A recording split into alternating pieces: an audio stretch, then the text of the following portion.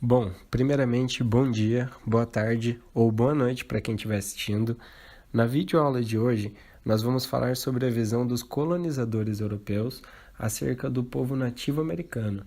Mais especificamente, a gente vai utilizar o material de fonte, o livro A Conquista do México, um livro composto por um compilado de 5 cartas escrito pelo conquistador espanhol Hernán Cortés ao rei Carlos V da Espanha, no período de 1519 a 1526.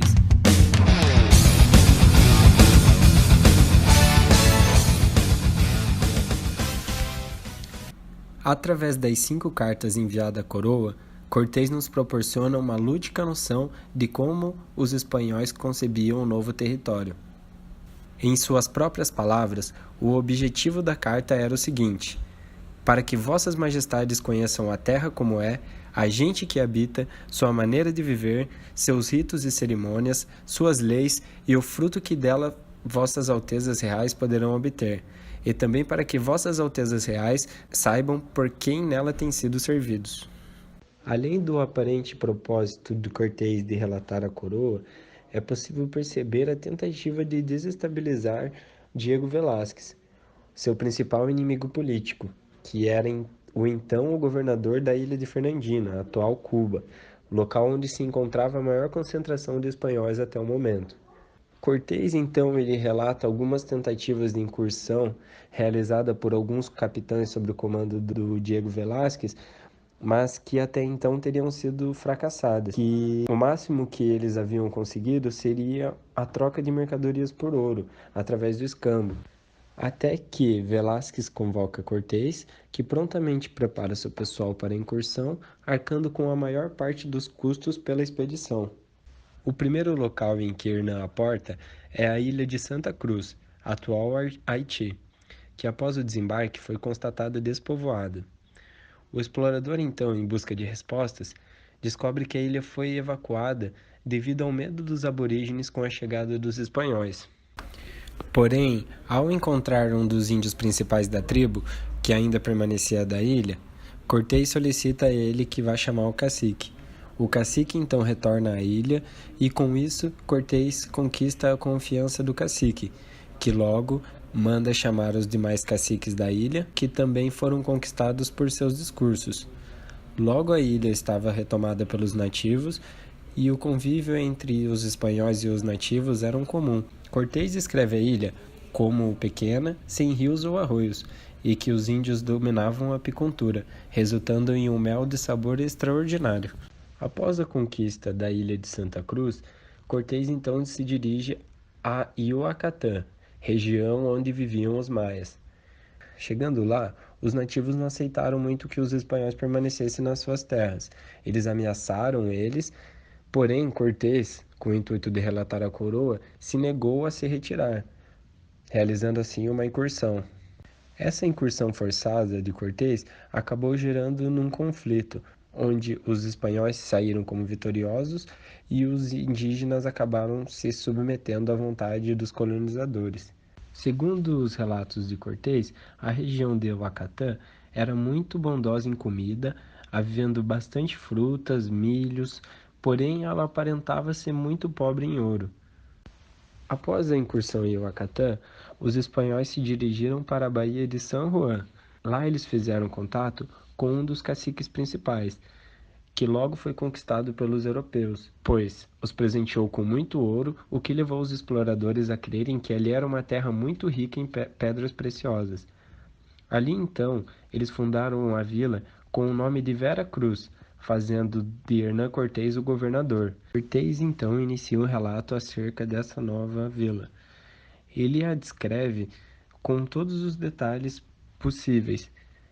Ele relata a terra como formosa, cheia de animais e caças, com cordilheiras, que, apesar do clima quente, no cume das montanhas encontram-se picos de neve. Além disso, os espanhóis descrevem a terra como muito rica em ouro.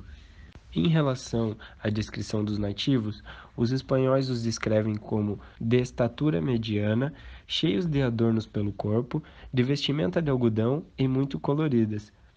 Sua alimentação é basicamente à base de milho, havendo também a criação de aves. As casas desses aborígenes são descritas como feitas de tijolos cru e palha, havendo casas mais importantes com aposentos maiores, onde são construídos altares para os seus ídolos. Em relação aos ídolos, os espanhóis os relatam como feito de barro, pedra ou madeira e finamente enfeitados, com plumagem e tecidos. Em seus rituais de adoração aos ídolos, os povos aborígenes chegavam a ferir seus próprios corpos, como meio de oferenda aos ídolos e até mesmo a sacrificar pessoas. Em um trecho da carta, é possível observar a visão que os espanhóis tinham por tal ato. Praticam uma coisa horrível e abominável, digna de ser punida, jamais vista em qualquer outra parte, e que é a seguinte: toda vez que pedem a seus ídolos alguma coisa que muito desejam, tomam meninos e meninas, ou até mesmo adultos, colocam diante desses ídolos e abrem seus peitos, arrancando o coração e queimando-o em oferenda. Durante o período em que Cortés fica na companhia dos aborígenes, ele descobre um homem chamado Montezuma, que, segundo o relato dos nativos, era considerado o senhor do mundo. Cortés então dá início à sua expedição em busca de Montezuma. No caminho em busca de Montezuma, os europeus são atacados por índios rivais a Montezuma, esses índios liderados por Cicutegal, que, após um grande massacre por parte dos espanhóis, Cicutegal pede para se reunir com Cortés, pedindo misericórdia, e acaba se tornando disposto a se tornar vassalo da realeza. Foi aí que Cortés viajou até Tlaxcaltecal, onde hoje fica a cidade de Tlaxcala, que é descrito como uma cidade ordeira e com alto fluxo de comércio. Após a submissão de Cicutegal e o convívio com os nativos de suas terras, Hernán se torna ciente de um conflito entre os vassalos de Montezuma e os de Cicutegal, o que faz com que ele se aproveite das condições conflituosas entre os nativos, para fomentar a discórdia e subjugá-los ainda mais. Depois de estar quase um mês na cidade, alguns mensageiros por parte de Montezuma os convidou para ir a uma cidade chamada Churutecal.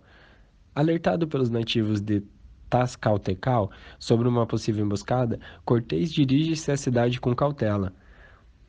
Ao chegar lá na cidade, Cortés percebe que realmente se tratava de uma emboscada, o que culmina no massacre de mais de 3.000 índios, o que fez com que eles se rendessem aos espanhóis e clamassem por misericórdia. Após diversas batalhas violentas, tentativas de emboscadas e imprevistos pelo caminho, Hernán finalmente chega à cidade de Tenochtitlan, onde se encontrava Montezuma. Hernán então finalmente estabelece contato com Montezuma, que logo presenteia com diversas joias, roupa de algodão e muita plumagem. Cortés então realiza um breve relato sobre a cidade de Tenochtitlan. Ele a descreve como uma cidade muito grande. Ele chega a compará-la com Sevilha e Córdoba. Ele fala que a cidade foi fundada sobre uma lagoa, o que fazia com que parte dessa cidade fossem cobertas por água e outras por pontes.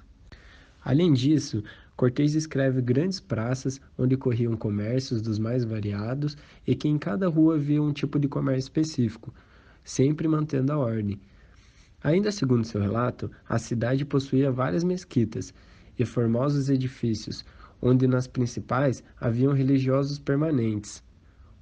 Durante as cartas, Cortés faz questão de demonstrar o quanto queria ser visto como piedoso para com os nativos aos olhos do rei. Em diversos pontos, ele relata que mostrava aos indígenas que não os mataria se fizessem tudo aquilo que lhes fosse ordenado. Cortés deixa claro que todos aqueles que se curvam a ele e à coroa espanhola são considerados amigos. Caso contrário, o conquistador espanhol dizimava aldeias inteiras, sem poupar nem mesmo mulheres e crianças. Com o intuito de não demonstrar fraqueza e, através do medo, conseguir a obediência do maior número de nativos possíveis. Toda ação tomada em território americano pelo espanhol é justificada como sendo da vontade de Deus, visto que o rei da Espanha, Carlos V, ocupava o trono por vontade divina. Em alguns momentos, o conquistador transmite certo prazer que tem na guerra, principalmente em relatos de vitórias, onde há um grande número de nativos mortos.